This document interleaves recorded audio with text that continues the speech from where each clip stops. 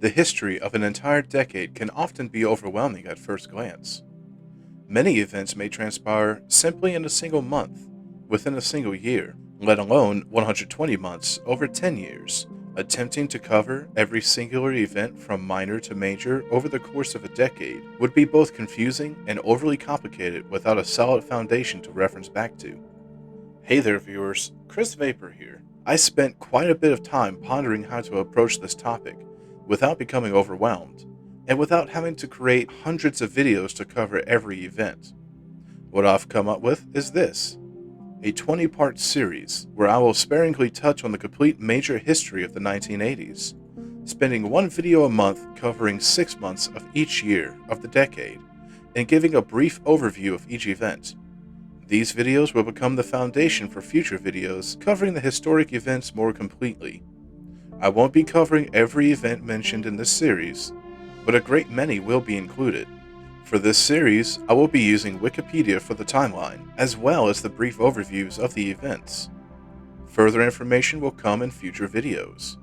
So, let's crack open the textbooks, take a look back, and tune in yesterday to the history of the 1980s, Episode 1, Year 1980, January to June. If you'd like to keep up to date with these monthly videos and the timelines of 80s events covered in the future, don't forget to subscribe to Channel None. Go ahead and like this video, and comment down below to let me know what you think of this idea. I understand this will be a long video full of information, but I believe this will be necessary for my continued series planned in the future. Let's get started. January 1980. A minor recession caused by the 1979 oil crisis creates a small economic recession. This is due to the decrease in oil production in the wake of the Iranian Revolution. With the onset of the Iran-Iraq War, oil production in Iran fell drastically, only causing a 4% decrease in the global oil supply, but more than doubling the per-barrel price of oil to $39.50. January 1st. Gary Larson's The Far Side comic strip debuts in newspapers. This is the start of a nearly 30-year career for Gary Larson, releasing hundreds of surreal comic panels that were cherished by many, critiqued by some, and sometimes confusing for all. January 4th. U.S. President Jimmy Carter, with the support of the European Commission, declares a grain embargo on the USSR. This was enacted in response to the USSR's invasion of Afghanistan in 1979. Though this sanction had little effect on the USSR, as they were able to receive grain from other sources such as South America, the impact had little effect on the U.S. prices, but it did directly impact the 1980s U.S. election, swaying the votes of the U.S. farming community towards presidential nominee Ronald Reagan, who promised to end the embargo if elected. January 7th. U.S. President Jimmy Carter approves, through signed legislation, a $1.5 billion loan guarantee to bail out the Chrysler Corporation. Chrysler, at the time the third largest American car manufacturer, had begun to struggle financially as a result of their recent acquisition of Japanese car manufacturer Mitsubishi, as well as the looming effects of the 1973 and now 1979 oil crisis. This loan to the company was able to save them from an abrupt bankruptcy, and after a reorganization of their manufacturing, Chrysler was able to repay this loan and reported record-high profits in the following decade. January 20th, the Pittsburgh Steelers defeats the Los Angeles Rams 31-19 in Super Bowl 14 at the Rose Bowl in Pasadena, California, becoming the first NFL team to win 4 Super Bowls. January 24th. Due to a bankruptcy and large debts, the Chicago, Rock Island and Pacific Railroad is liquidated and soon shuts down for good, ending the legacy of a 120-year-old company that ran on nearly 11,000 miles of track at the end of the 1970s. January 27th. During the ongoing 1979 Iran hostage crisis, where 52 American diplomats and citizens were held hostage by a group of militarized Iranian college students radicalized by the Iranian Revolution at the time, 6 American diplomats who were able to evade capture were evacuated via a joint operation between the Canadian government and the CIA, by posing as a Canadian film crew. Dubbed the Canadian Caper, all 6 diplomats were rescued and returned home safely. Multiple attempts to rescue the remaining hostages were conducted, with 2 ending in failure, resulting in the loss of life of 8 American servicemen during Operation Eagle Claw. The remaining hostages would be released over the next few years, with the last hostage released on January 1981 after 444 days of capture. February 1980, February 2nd to 3rd, a riot at the New Mexico State Penitentiary breaks out, becoming the most violent prison riot in U.S. history, caused by a combined effect of overcrowding, low-quality food, unsanitary living conditions resulting in outbreaks of illness, and the cancellation of many education and reform programs. The riot lasted 36 hours, with 12 officers taken hostage by the inmates, and rampant violence between inmates. By the end of the incident, officers were able to regain control of the prison, leaving 33 inmates dead by both the police and fellow inmates, and more than 200 inmates injured. None of the 12 officers taken hostage were killed, although many officers were treated for severe injuries.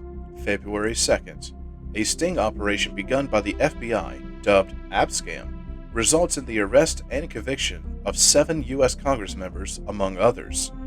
Aided by the Department of Justice and a convicted conman, the 2-year investigation into public corruption offered bribes to members of federal public offices through the guise of an Arabian company for various political favors. February 13th. The 13th Winter Olympics opens at Lake Placid, New York, becoming the second Winter Games hosted by upstate New York. It would be this Olympic Games in which the underdog U.S. Olympic hockey team would beat out the favored Soviet team in what was later named the Miracle on Ice. February 22nd, the U.S. Olympic hockey team defeats the Soviet Union in the medal round of the Winter Olympics, comprised mostly of amateur players as opposed to the USSR's significantly more experienced professional team. The less experienced U.S. team beat the Soviets in an upset victory of 4-3, later taking the gold in a victory against Sweden, becoming one of the most iconic moments in Olympic history and U.S. sports. March 1980.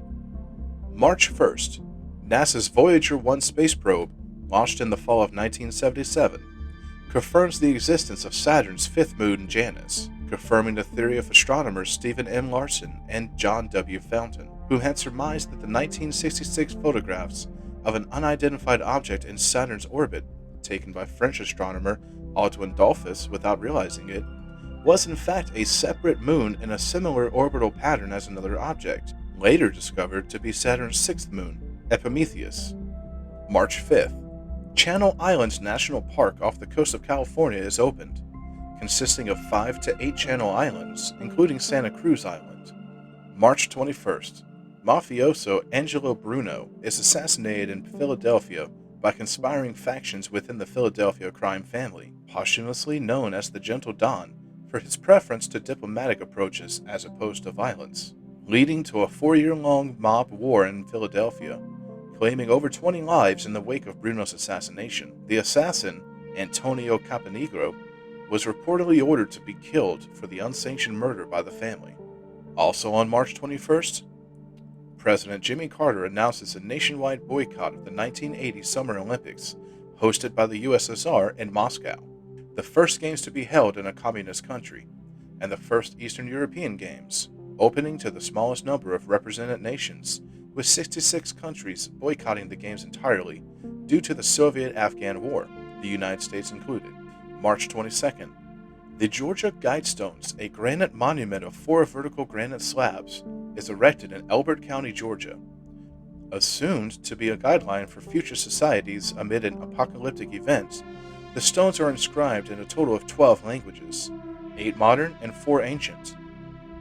The monument has been a center of controversy and conspiracy theories due to the unknown authors of the monument, as well as its apparent advocacy for population control, eugenics, and internationalism, a term describing a political belief in global governments and world unity, often associated with communistic ideologies, including the works of Karl Marx and Friedrich Engels. April 1st. The Transport Works Union Local 100 of New York goes on a 12-day strike caused by confrontational negotiations over a renewal contract between the Local 100 and the New York City Transportation Authority with a goal of increasing wages for union workers amid the increase in living costs. After 12 days of an absence in service, a 21-month contract was signed, reopening the transportation services for 5 boroughs in New York City. April 7th. The United States and Iran severed diplomatic relations following the 1979 Iran hostage crisis, with the United States expelling all Iranian delegates from the embassies, barring all Iranian citizens from entering the country, and travel to Iran by U.S. citizens. April 15th. The Monroe boat lift, a massive immigration of Cubans to the United States, begins, sparked by a sharp decline in the Cuban economy and spurred on by decades of political and economic refugees gaining asylum, consisting largely of Cuban immigrants recently released from jails and mental health facilities at the approval of Cuban President Fidel Castro. The Carter administration struggled to create a plan of response to the mass exodus. By the mutually agreed end to the boat lift by the U.S. and Cuba in October that year, more than 125,000 Cuban refugees had reached Florida. April 24th to 25th. Amid the aforementioned Iran hostage crisis, a commando mission codenamed Operation Eagle Claw is aborted after a myriad of mechanical failures caused a mid-air collision of rescue helicopters, resulting in the deaths of 8 American servicemen and the failure of the mission. May 1980.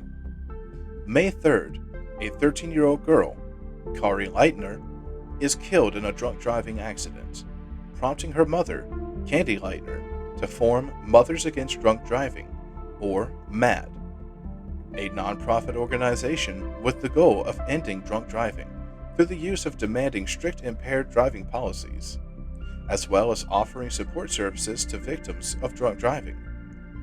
Today, MAD has an office in each U.S. state, as well as at least one office in each Canadian province. May 9th. The Liberian freighter Summit Venture strikes the Sunshine Skyway Bridge over Tampa Bay, Florida, causing a 1,400-foot section of the bridge to collapse, killing 35 bus passengers as their bus fell 150 feet to the destroyed bridge into the bay waters. May 11th. Mobster Henry Hill is arrested on charges of drug possession. Hill became an informant for the FBI, providing testimony against 50 of his former mafia associates, leading to multiple convictions. He was placed into the Witness Protection Program from 1980 to 1990. His life story was documented in the true crime book Wise Guy: Life in a Mafia Family by Nicholas Pileggi, eventually being adapted into a critically acclaimed film, Goodfellas, in 1990 by director Martin Scorsese. May 16th.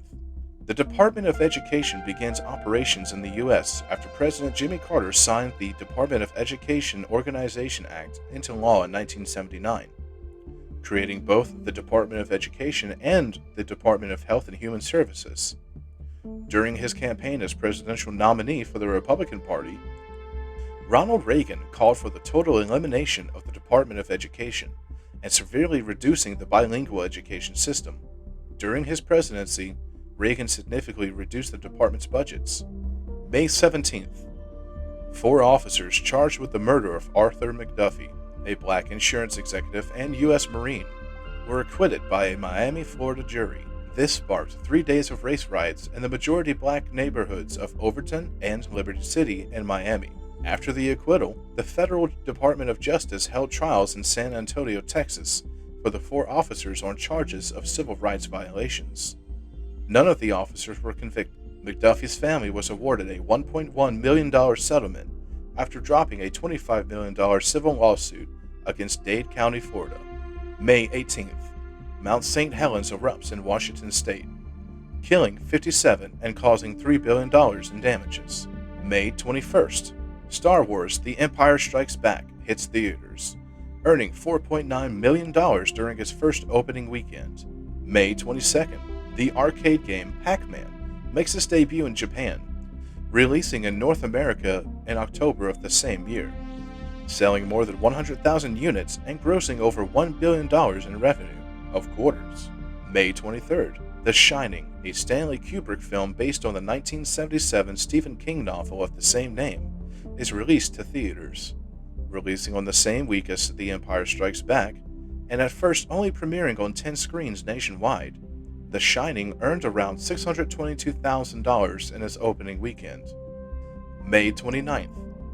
Vernon Jordan, a civil rights activist in Atlanta, Georgia, was shot in an attempted assassination in Fort Wayne, Indiana by admitted white supremacist Joseph Paul Franklin. Franklin was acquitted of the attempted murder of Vernon Jordan, later receiving a life sentence for other murders and admitting to the May 29, 1980 shooting.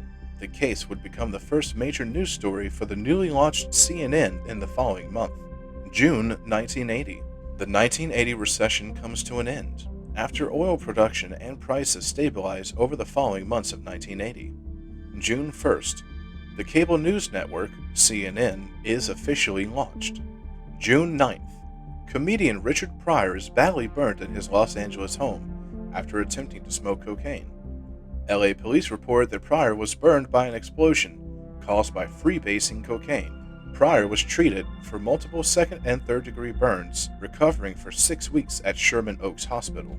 June 10th. A bomb sent to the Illinois home of Percy Wood, the then president of United Airlines, injured Wood as he opened a package left in his mailbox containing a copy of the book Ice Brothers by Sloan Wilson with an explosive device rigged inside.